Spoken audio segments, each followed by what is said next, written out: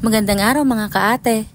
Another day with Luto Serye. For today's video nga ho, isamahan nga ho natin si Ate Laika na magluto ng ulam natin. Bali kakaibang luto naman sa miswa ang agawin niya ngayon. Bali inumpisahan nga ho ni Ate Laika sa pagigisa ng bawang at sibuyas. Tapos isinunod nga ho niya yung langganisa na tira naming ulam namin kaninang umaga. Bali ginayat-gayat niya lang ho ito sa maliliit. Pagkagisa nga ho ng kaunti, nilagyan na nga ho ng tubig. Tapos tinakluban nga ho niya ito para naman mapakuluan. Fast forward na nga ho at kumulo na nga ho ito. At pinapasayaw ko nga ho diyan si Ate Laika. Paano nga ho yung asim kilib kahit hindi naman ho maasim yung ating niluluto. Bali naglagay din nga ho siya dyan ng paminta, asin, tapos inilagay na nga din ho ang miswa. Bali 3 balot nga ho ng miswa ang nilagay natin dyan. Tapos hinalo-halo nga ho ito ni Ate Laika. Papakuluan nga nila ho ito ng ilang minuto bago nga ho tayo maglagay ng iba pang panamya.